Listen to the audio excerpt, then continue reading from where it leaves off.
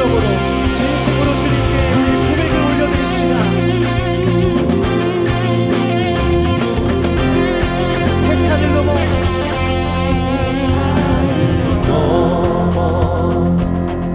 험곡에 가도 빛 가운데로 걸어가면 주께서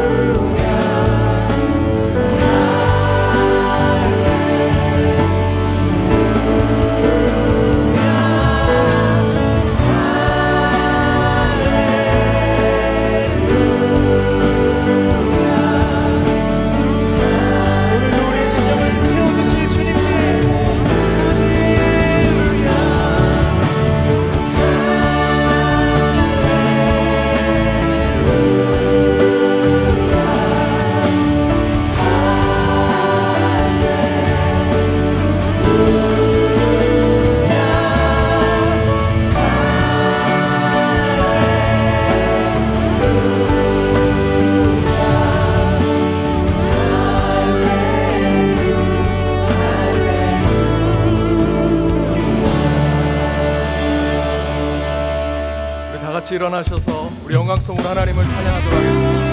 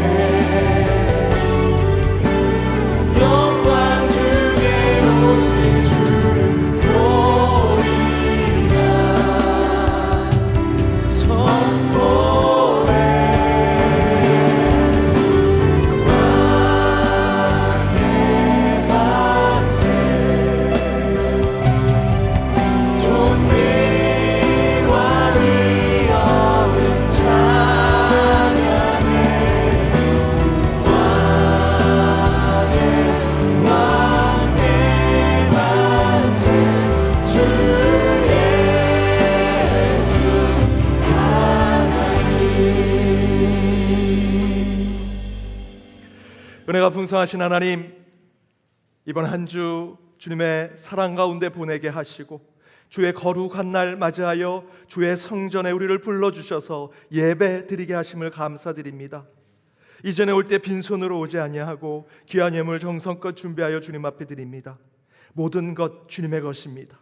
주께서 우리에게 주신 것, 제들 11조와 주정봉헌으로 우리의 삶의 일부를 주님 앞에 드리며 우리의 삶을 결단하며 나아갑니다.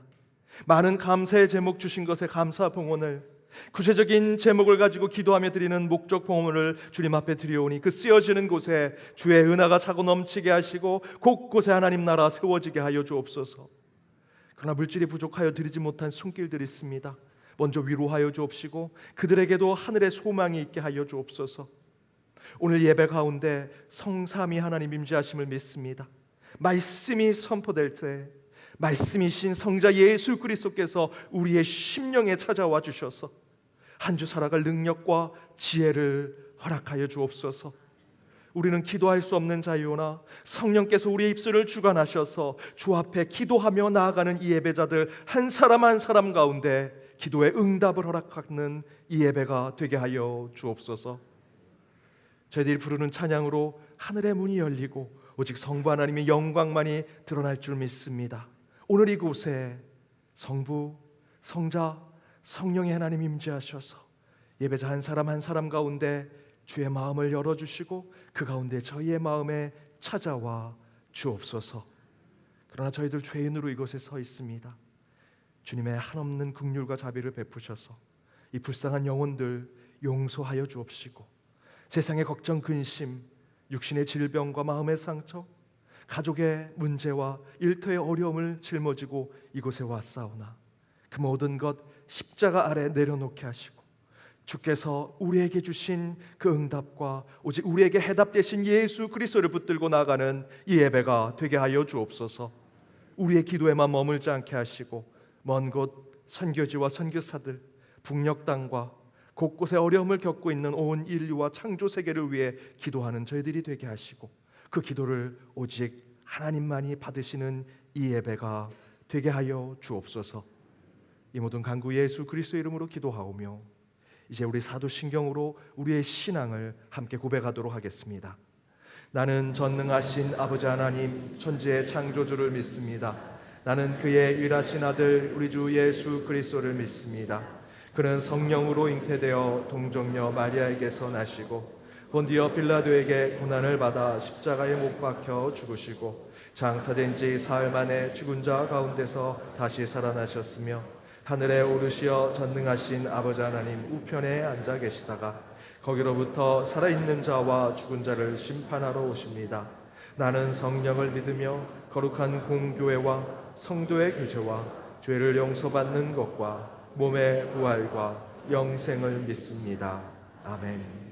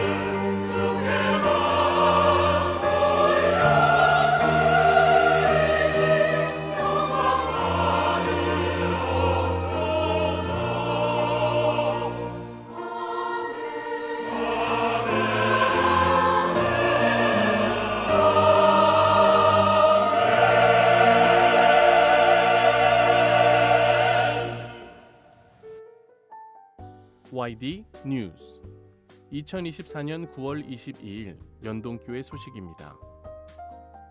오늘 오후 4시 한국기독교교회협의회 창립 100주년 기념 에큐메니컬 감사 예배가 있습니다. 다음 주일 1, 2, 3부 예배 시 세계 선교를 위한 특별 봉헌이 있습니다. 온라인으로 봉헌하실 때는 성명 구역 다음에 세특이라고 기입해 주시기 바랍니다. 다음 주일 오후 3시 서울로의 남선교회 연합회 제3회 찬양대회가 있습니다. 다음 주 수요일 수요기도회 시 이야기가 있는 콘서트 마태 순환곡 공연이 있습니다. 자세한 사항은 주보 7쪽, 8쪽, 9쪽을 참고해 주시기 바랍니다. 제109회 총회가 이번 주 화요일부터 목요일까지 창원 양곡교회에서 있습니다. 우리 교회에서는 위임 목사 그리고 김대진 장로께서 총대로 참석하십니다. 각 부서는 2025년 예산 신청서를 오늘까지 사무처로 제출하시기 바랍니다. 연동 실버 아카데미 가을 소풍이 이번 주 수요일 잣 향기 푸른 숲에서 있습니다. 오전 9시 30분 베들레헴 예배실에서 예배 후 출발합니다. 이번 주 금요일 오전 10시 30분에 교구 전체 모임이 본당에서 있습니다. 장년부 영성수련회가 이번 주 금요일부터 토요일까지 강화 수양관에서 있습니다. 생후 18개월에서 36개월의 유아와 엄마 그리고 아빠가 함께 참여하는 연동교회 숲속 아기학교가 이번 주 토요일부터 총 5회 매주 토요일 오전 10시 30분에 시작됩니다. 여러분의 많은 관심과 기도 부탁드리며 문의는 이현승 숲장에게 해주시기 바랍니다. 영아부에서 출산을 앞둔 부모를 위한 임산부 축복기도 행사를 10월 13일 주일 오전 11시 30분 가나의 집 3층 영아부실에서 진행합니다. 10월 예배위원 봉사자 준비 모임이 다음 주일 3부 예배 후 드보라의 방에서 있습니다. 오정애 공로권사 80세 생신을 맞아 감사의 마음으로 오늘 전 교인에게 점심을 대접합니다. 2024 시니어 건강 노래 제조 페스타가 열립니다. 대한노인회, 종로구 지회와 한국치매예방본부가 함께하는 치매 예방 운동으로 이번 주 화요일 오후 2시 본당에서 있습니다. 전정희 성도와 최효옥 집사의 딸 전서인 양과 김원기님과 조금순님의 아들 김현민 군의 결혼 예식이 28일 토요일 오후 1시 당산 그랜드 컨벤션 센터 3층 리젠시 홀에서 있습니다. 여러분의 많은 기도와 축하 부탁드립니다. 오늘도 은혜로운 주일 되시기 바랍니다. YD 뉴스. 오늘 오후 4시에 우리 연동교회 본당에서 한국기독교교회협의회 창립 100주년 기념 에큐메니카 감사 예배를 드립니다.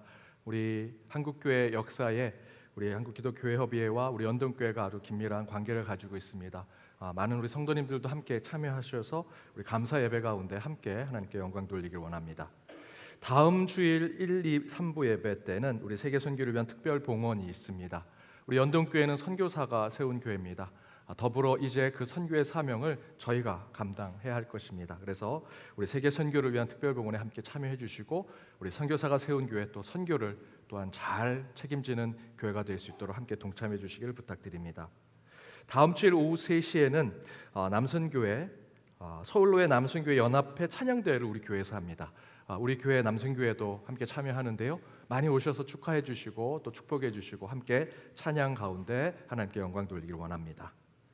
다음 주 수요일 10월 2일에는 우리 130주년 기념 이야기가 있는 콘서트 마태 순환곡 공연이 있습니다.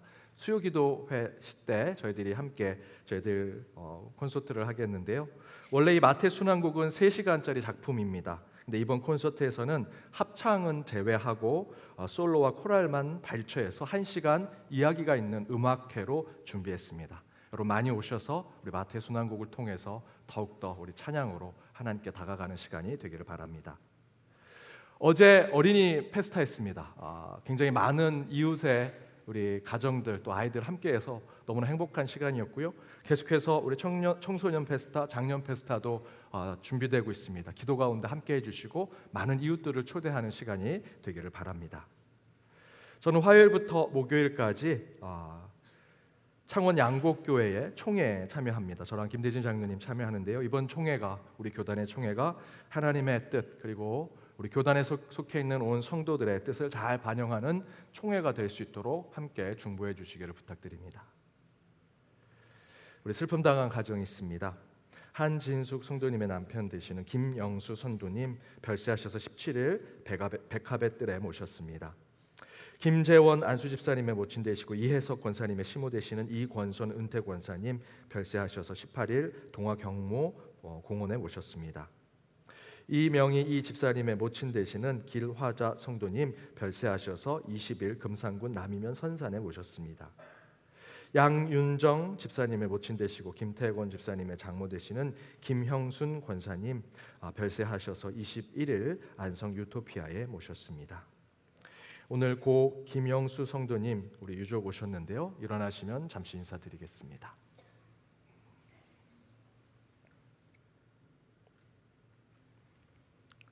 앉으셔도 되겠습니다. 우리 슬픔 당한 가정을 위해 함께 위로해 주시고 기도해 주시기를 부탁드립니다. 오늘 우리 교회에 처음 오신 분 계시면 손들어 펴 주시기 바랍니다.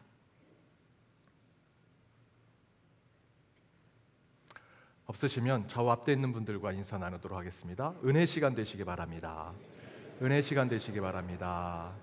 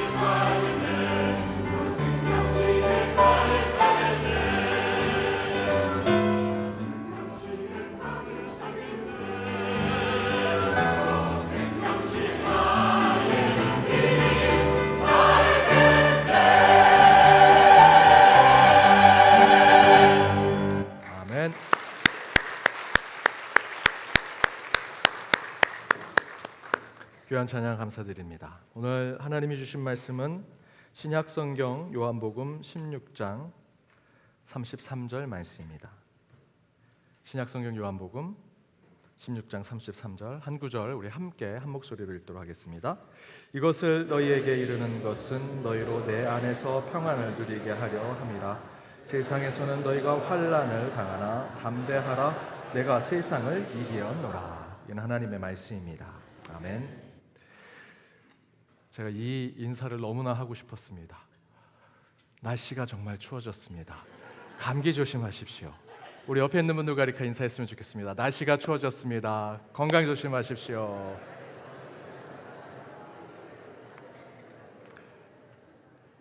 지난 추석까지 여름인 줄 알았습니다. 하지만 추석이 지나니 하나님께서 진짜 가을을 보내주셨습니다. 날씨가 추워졌습니다. 여러분 정말 건강 조심하십시오. 130년의 은혜를 이웃과 함께 네 번째 화평함이라는 말씀의 제목으로 주의 말씀 함께 나눠보고자 합니다.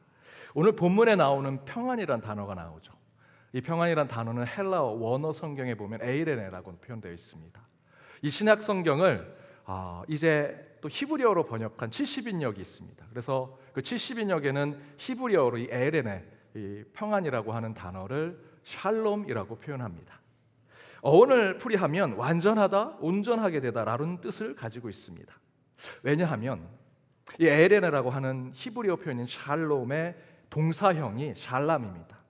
이 샬람이란 뜻은 돈을 지불하다, 빚을 갚다라고 하는 뜻을 가지고 있습니다. 곧 에이레네, 샬롬은 어떤 대가를 치르고 완성을 만드는 것, 온전하게 되는 것이라고 할 수 있습니다.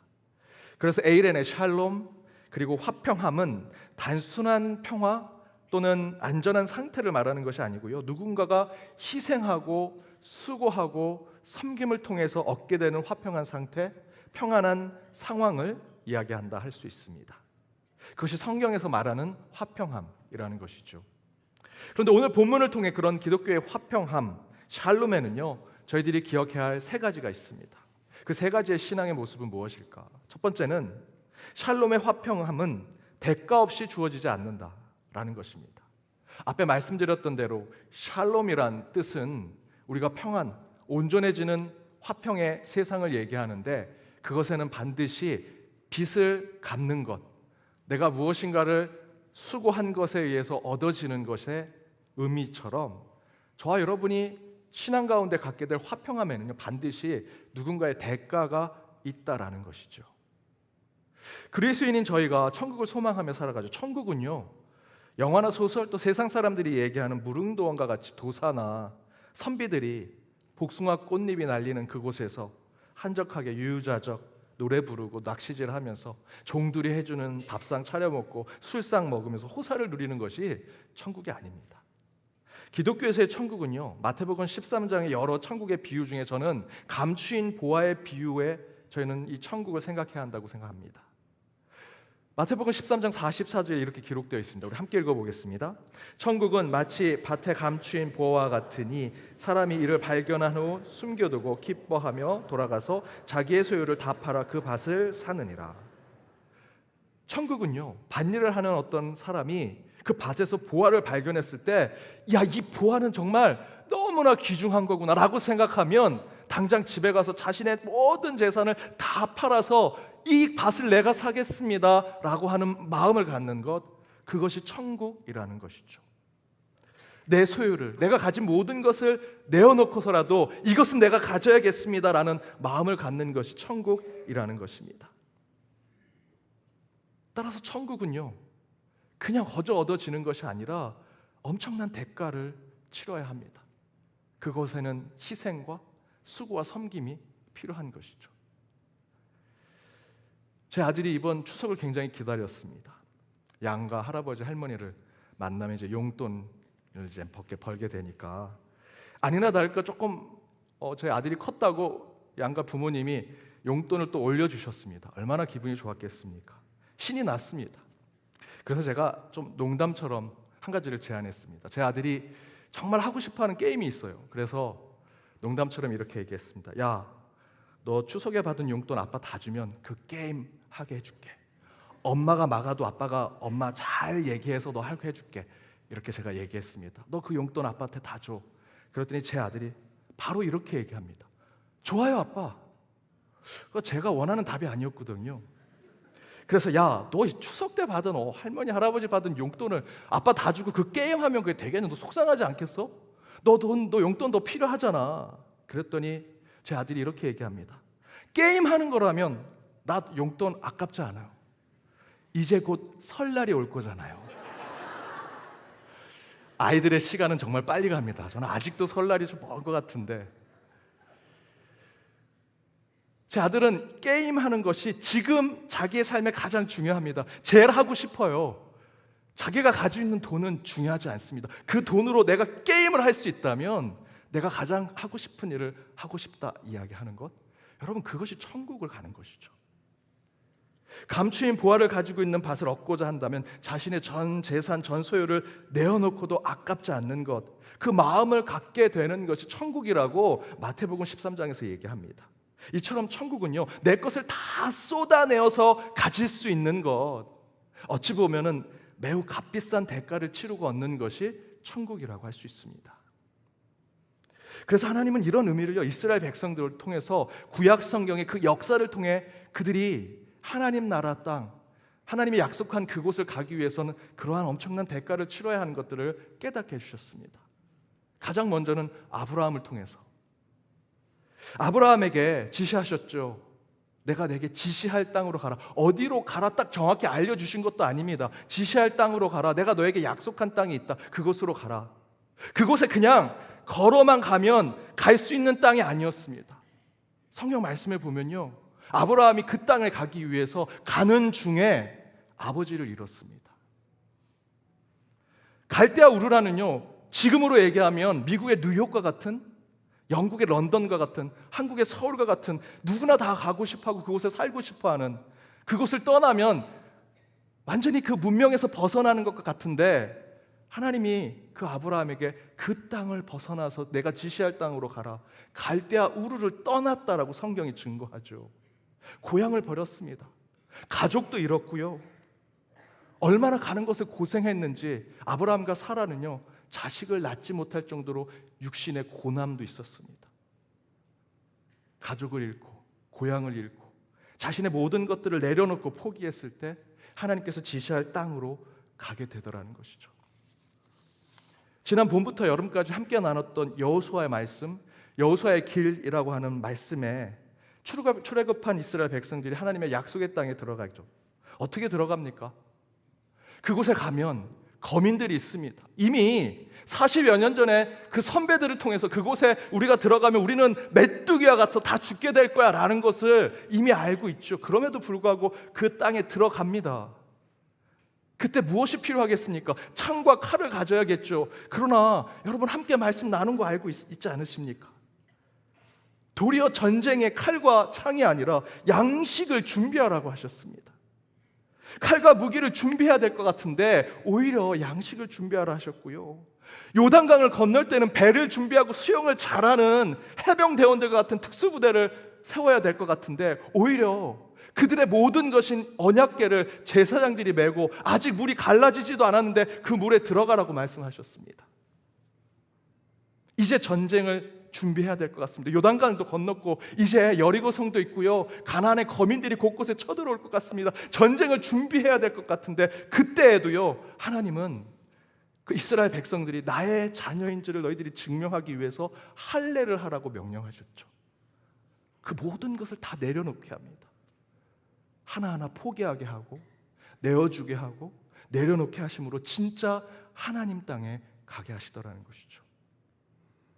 그렇게 샬롬, 화평함, 기쁨이 가득한 천국은요, 거저 얻어지는 것이 아닙니다. 물론 우리 그리스도인의 구원은 예수 그리스도의 희생과 섬긴 그분의 십자가와 보혈로 우리에게 거저 주어졌죠. 선물로 주어졌습니다.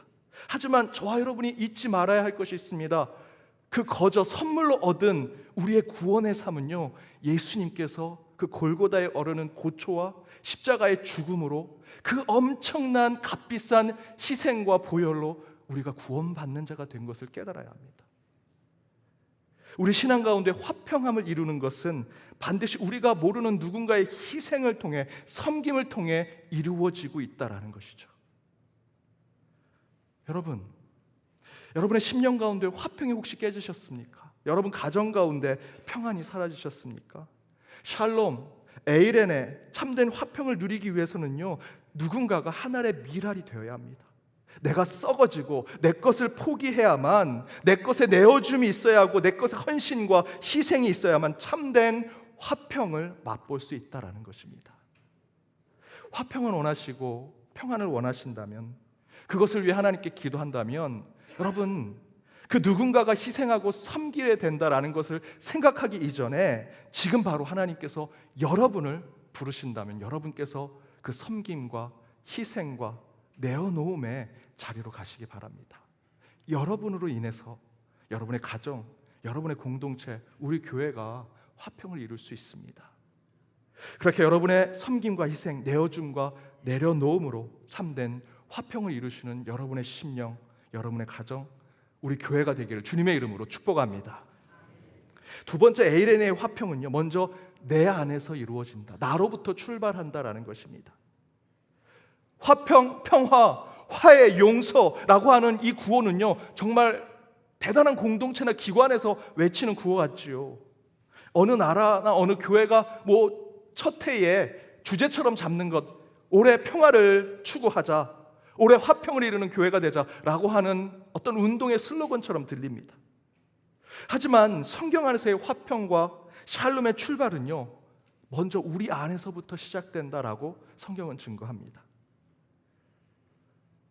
제가 신학대학원 시절에 어느 한 연구원에 있었습니다. 근데 그 연구원이 열악해서 두 연구원이 함께 한 사무실을 썼습니다.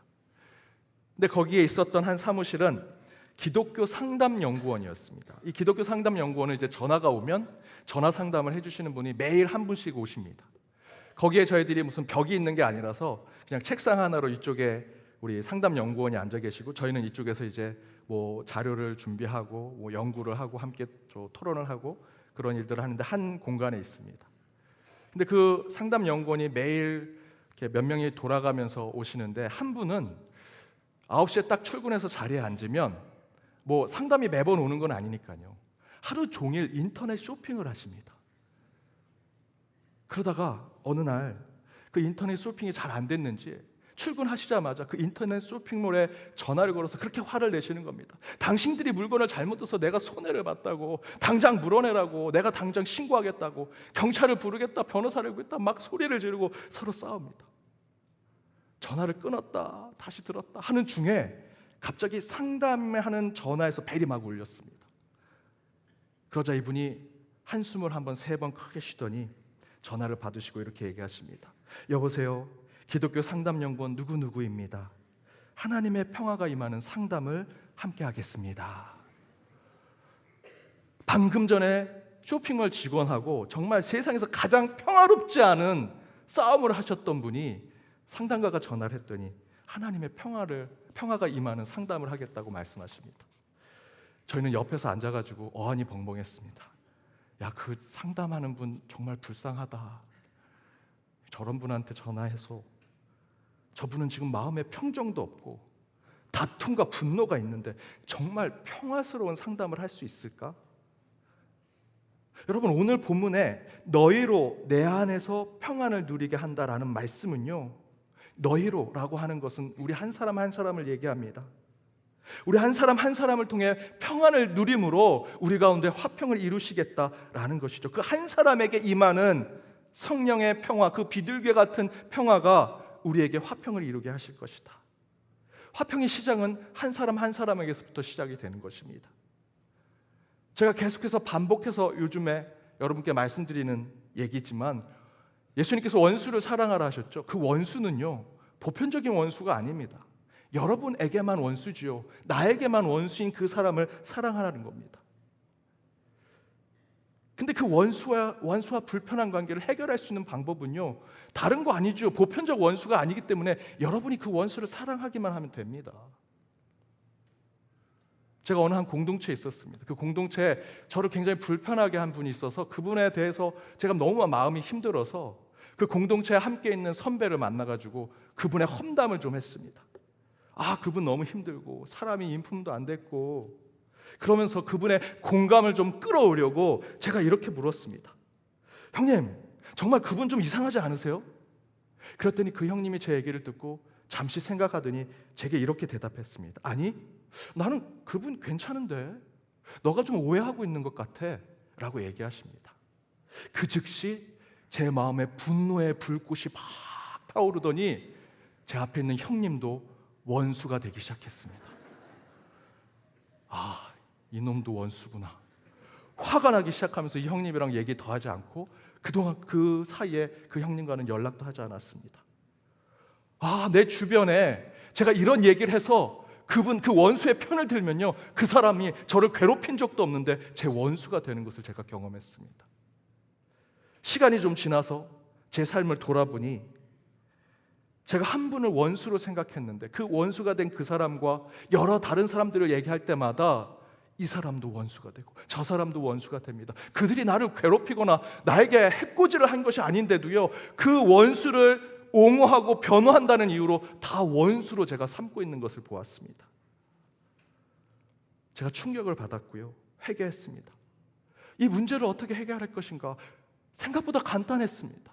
그 원수라고 생각했던 그분을요, 예수님의 말씀대로 사랑하면 되는 것이죠. 사랑까지는 아니더라도 미워하지 않는 마음을 갖게 되니 그 주변에 제 모습을 탓하고 충고하고 조언했던 분들을 다 원수 삼았던 것들이 다 내려놓게 되었습니다. 내가 원수를 사랑하게 되니 다른 모든 것이 해결이 되더라. 한 제자가 스승에게 묻습니다. 스승님, 왜 맨날 세상의 악과 잘못을 이렇게 지적하십니까? 그렇게 세상의 불의와 악함에 문제 삼고 그거 고쳐야 된다 저항하시는 그 모습이 지금까지 정말 오래되었는데 스승님, 세상은 하나도 변하지 않았습니다. 이제 그만하셔도 될 것 같습니다. 그러자 그 얘기를 들은 스승이 이렇게 대답합니다. 나는 세상을 변화시키려고 이러는 게 아니야. 세상이 나를 변화시키지 못하게 막으려고 더욱 세상을 향해 크게 외치는 것이네. 진짜 정의를 외치는 사람, 세상을 향해 잘못된 것에 저항하는 분들, 정말 그분들이 돌멩이 하나 던진다고, 고함 하나 외친다고 세상이 바뀔 것 같아서 그렇게 하신다, 여러분 생각하십니까? 그분들도 그렇게 되지 않는 거 알고 있죠.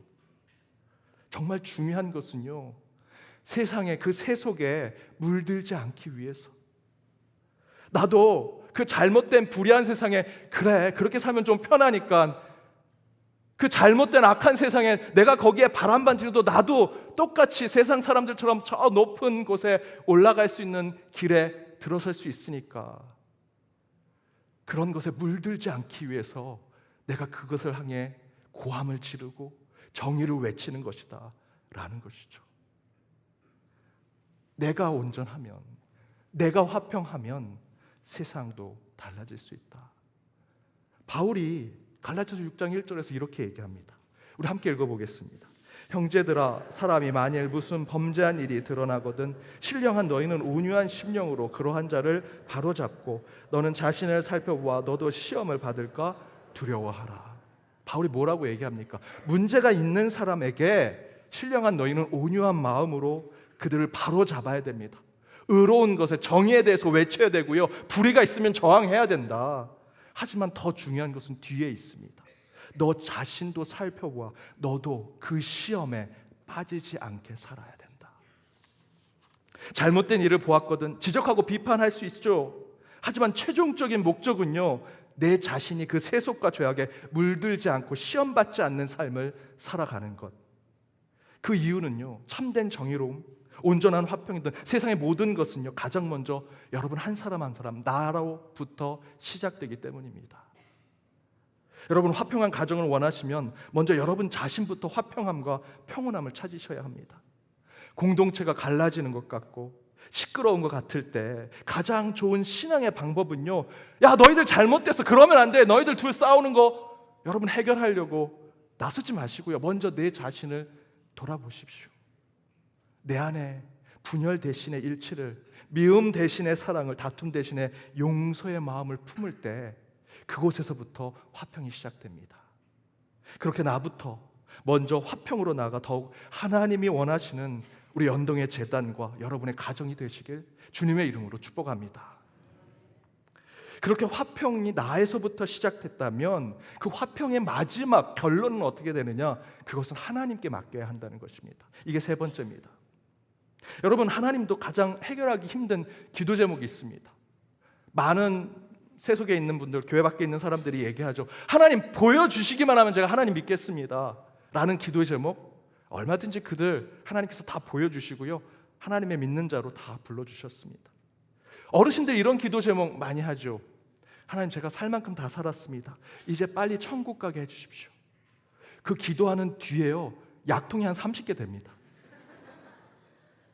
저희 어머니들, 우리 권사님들 빨리 죽게 해달라고 기도해달라고 하시는데요, 기도하시지 마십시오.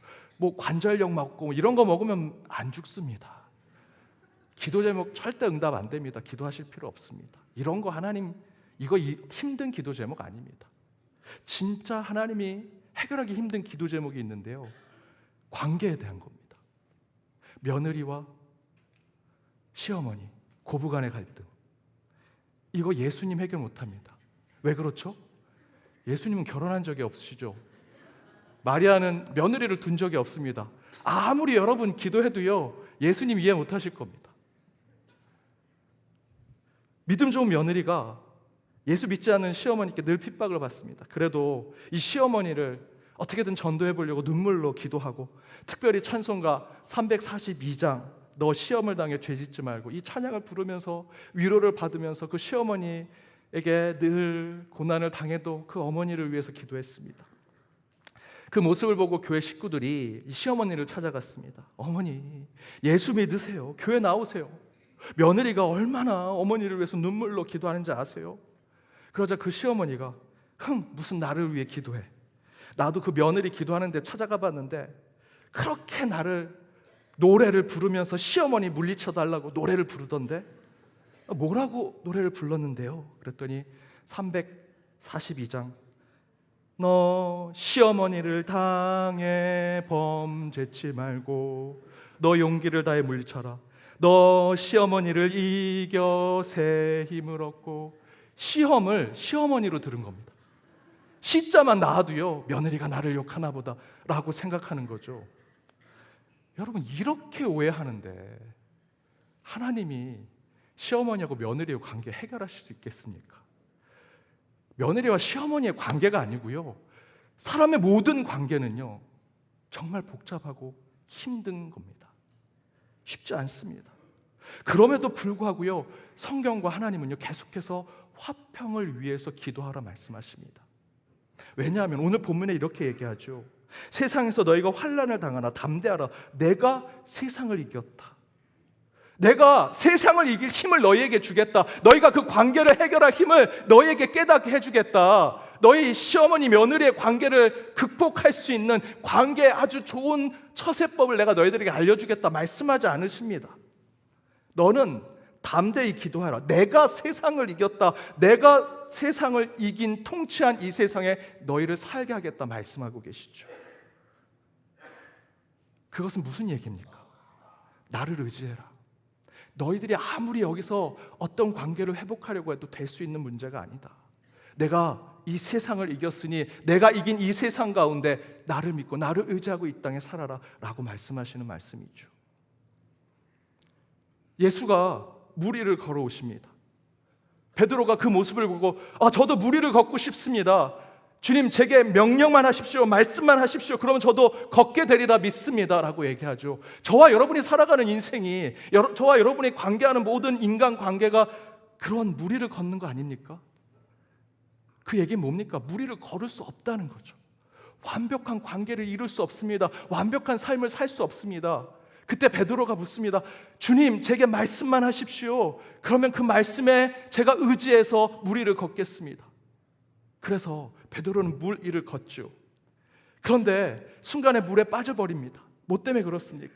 옆에 오는 바람과 파도를 보게 됐습니다. 바람과 파도가 중요한 게 아니고요, 베드로는요 예수를 보고 갈 때는 무리를 걸었지만 예수를 보지 않게 되었고요, 그 말씀을 믿지 않게 되었습니다. 그래서 바람을 보고 파도를 보고 두려워해서 물에 빠지게 되는 것이죠. 무리를 걷기 위해서 우리가 할 수 있는 것은요, 오직 하나님만 의지하는 것, 하나님의 말씀만 붙드는 것, 그것인데, 그렇게 하나님을 의지하고 하나님을 붙들 때는 무리를 걸을 수 있는 것이 되고 우리의 인생도 그 믿음대로 살아갈 수 있는 것이 되지요. 그 얘기는 뭐냐면요, 저와 여러분은요, 할 수 있는 것이 사실상 없다는 것입니다. 우리는 못합니다. 오직 말씀에 의지해야 되고요, 주님만 바라보고 갈 때만 무리를 걸을 수 있는 인생을 걸어갈 수 있는 것이고요, 무리를 걸어가는 인간관계를 해낼 수 있는 것입니다. 우리는 못합니다. 화평을 이룰 수 있는 것도 마찬가지죠. 우리는 화평을 이룰 수 있는 자가 될 수 없습니다. 철저하게 하나님께 맡길 때만 진정한 화평과 샬롬이 이루어질 수 있다라는 것입니다. 어느 한 목사님이 교회 부임했습니다. 어느 권사님이 너무 일을 잘하셔서 아유, 권사님 너무 일을 잘하시네요, 칭찬을 했습니다. 그랬더니 어느 교회든 A 권사, B 권사 막 서로 상극인 그런 교회들 많잖아요. A 권사를 칭찬했더니 B 권사 쪽에서 목사님이 A 권사 칭찬했다고 시기 질투를 하십니다. 그 얘기 들은 목사님이 B 권사님을 매번 지켜보다가 어떤 일을 잘해서 권사님 너무 잘하셨어요, 너무 칭찬해드리고 막 축복해드렸습니다. 그랬더니 A 권사 쪽에서 또 난리가 났습니다. 그래서 이 목사님이 내가 뭐 한마디만 해도 이렇게 한쪽을 나쁘게 얘기한 것도 아니고 칭찬했는데 이쪽이 힘들어하고, 이쪽을 칭찬했대 이쪽이 힘들어하고, 그래서 입을 다물고 가만히 있었더니 교회에 소문이 나기 시작합니다. 그 목사님이 말이 없고 냉랭하고 너무 차가운 목사라고. 도대체 어떻게 해야 됩니까? 저희 어떻게 해야 됩니까? 목사도 해결할 수 없습니다. 관계의 문제, 화평을 이루는 것, 이런 모순적이고 아이러니한 상황을 자주 경험했던 다윗이 시편에서 이렇게 고백합니다. 시편 55편 22절입니다. 함께 읽겠습니다. 내 짐을 여호와께 맡기라. 그가 너를 붙드시고 의인의 요동함을 영원히 허락하지 아니하시리로다. 여러분이 해결하지 못할 무거운 짐을 기도로 하나님께 맡기라고 오늘 다윗이 얘기합니다.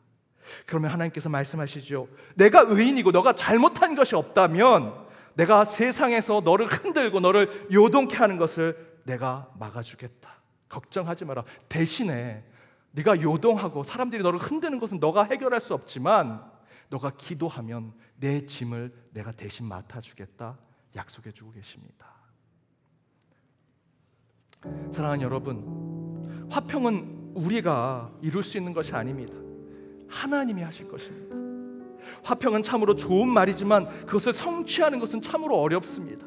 그럼에도 불구하고 우리는 화평한 그리스도인의 삶을 살아야죠. 그 화평을 이루기 위해서는 먼저 여러분 자신부터 그 샬롬의 삶을 살아내셔야 합니다.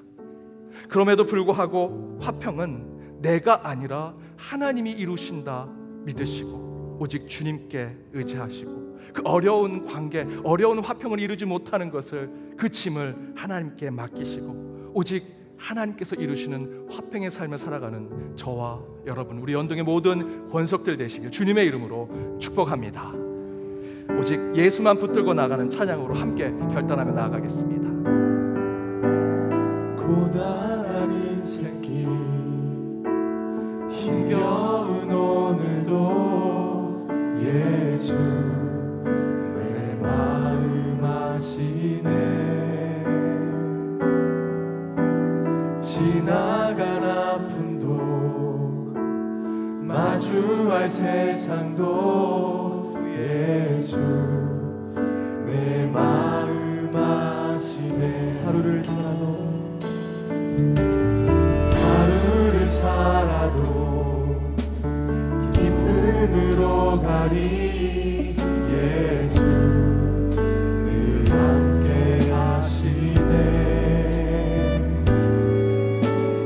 후회도 염려도 온전히 맡기리. 예수 늘 함께 하시네. 믿음의 눈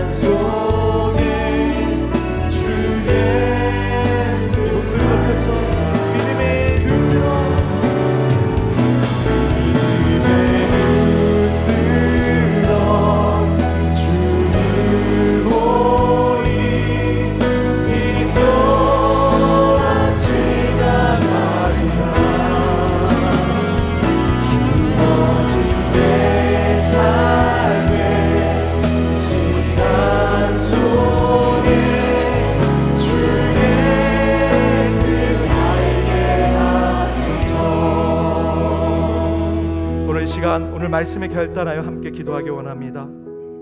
우리의 삶 가운데 주여 샬롬 에이레네 화평이 늘 임하길 원합니다.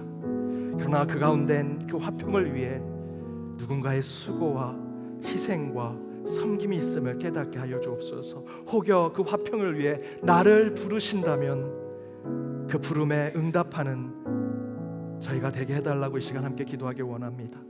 그 화평의 출발은 여러분의 심령에서부터 시작될 것입니다. 여러분 결단하시고 그 화평을 위해 값비싼 대가를 치르는 주의 영혼이 될 수 있게 해달라고. 더불어 그러나 그 화평은 우리 인간이 이룰 수 있는 것이 아닙니다. 우리의 그 무거운 짐을 여호와께 맡기라 다윗이 이야기한 대로 그 화평을 이루겠다. 나부터 시작됐지만 어렵고 힘든 그 평화의 길, 그 화해의 길, 용서의 길 하나님께 맡기고 오직 주께서 이루시는 화평의 삶, 화평한 가정, 평화로운 이 땅을 주에게 허락해 달라고 이 시간 오늘 말씀에 결단하여 예수만 붙드시고 함께 기도하도록 하겠습니다. 함께 합심해서 기도하도록 하겠습니다. 하나님 감사합니다. 주께서 이곳에 저희들 기도하는 자로 서게 하시고 만면이 기도한 집으로 우리 연동의 재단을 허락하셔서 오늘 말씀 가운데 결단하며 나갑니다. 주여 저희들 우리에게 주어진 화평이 누가의 값비싼 대가로 이루어짐을 깨닫게 하여 주옵소서. 믿음의 눈을 들어 보게 하여 주옵소서. 우리 가운데 힘겹고 어려운 고단한 인생길 가운데 주께서 이미 그 길을 걸으셨음을 저희들 믿고 나아가오니 주께서 주신 화평의 삶을 이루어가는 저희들 되게 하여 주옵소서. 나부터 시작되는 화평이 이루어지게 하시고 마지막에는 모든 것 주님께 맡겨 주께서 이루시는 화평을 저희들 맛보는 저희들이 되게 하시고 우리의 가정, 우리의 일터, 우리가 하나님께 삼고 저희의 백성 주시고 허락한 우리의 연중의 재단이 더욱더 화평의 삶으로 살아가도록 인도하여 사랑의 하나님, 주님께서 저희들 이 자리에 저희를 채워주시고 저희들에게 목적한 것이 있으셔서 저희들 예배드리게 하시고 기도로 결단하게 하심을 감사드립니다. 이 시간이 결코 공허하고 세상에 떠도는 시간이 아니라 하나님께서 반드시 목적하시고 계획하시고 준비하신 시간임을 믿사오니 오늘 말씀에 결단하며 나아가는 우리 백성들 한 사람 한 사람 가운데 주여 참된 화평을 허락하여 주옵소서. 우리 고단한 인생길 힘겨운 오늘 우리의 삶 가운데 이미 주님께서 그 골고다의 언덕을 오르시며 고쳐당하시고 고난받으심으로 우리에게 그 평화를, 그 화평을 선물로 주셨음을 압니다. 거저 얻어진 것이 아님을 깨닫고 이제 우리를 부르신다면 그 화평의 자리에 우리 한 사람 한 사람이 서게 하여 주옵소서. 우리로부터 시작된 그 화평한 세상에 끝내는 우리가 이룰 수 없음을 깨닫고 그 무거운 짐을 주님께 맡기는 자들 되길 원하오니 이 시간 저희들에게 무거운 짐으로 되어 있는 어려운 인간관계, 우리의 가족의 문제들, 내 일터의 어려움을 주께 기도하고 토로할 때 반드시 하나님께서 그 가운데 응답을 주시고 오직 예수만이 우리의 해답임을 깨달아 말씀만 보고 예수만 보고 그 무리를 걸어가는 오늘 한 주가 되게 하여 주옵소서. 우리가 환난 중에도 즐거워하는 이는 환난은 인내를, 인내는 연단을, 연단은 소망을 이루게 하신다는 주님의 말씀 붙들고 나아갑니다. 한 주 때로는 환난이 우리에게 있을지라도 인내하게 하시고 그 인내가 우리 가운데 신앙의 연단이 되게 하시며 그 연단을 통해 끝내 훗날 이루실 하나님의 소망을 함께 꿈꾸는 자들 되게 하여 주옵소서. 육신의 질병과 마음의 상처로 이 시간 간절히 주님 앞에 손을 얹고 기도한 주의 백성들 반드시 하나님께서 치유하여 주시고 예배 후 집에 돌아가는 중에 하나님의 역사를 체험케 하시며 한 주 그 기적이 곳곳의 삶 순간순간에 드러나게 하여 주옵소서. 그리하여 살아계신 하나님이 나와 동행하심을 고백하는 저희 모두가 되게 하여 주옵소서. 이 모든 간구 예수 그리스도의 이름으로 기도하오며 지금은 우리 주 예수 그리스도의 은혜와 하나님의 크신 사랑과 성령님의 감화감동 교통 역사하심이 130년 화평한 연동교회를 허락하심에 감사하여 우리도 먼저 서로 화해하고 용서하며 참된 화평을 이루는 교회 공동체를 세워가기로 다짐하며 나아가는 모든 연동의 권속들과 그들의 가정, 그들의 일터, 하나님께서 너무도 사랑하시는 우리 연동교회, 더불어 해외 곳곳에 있는 연동의 디아스포라와 이 나라 이 민족 위에 이제로부터 영까지 함께 하옵시기를 간절히 축원하옵나이다. 아멘.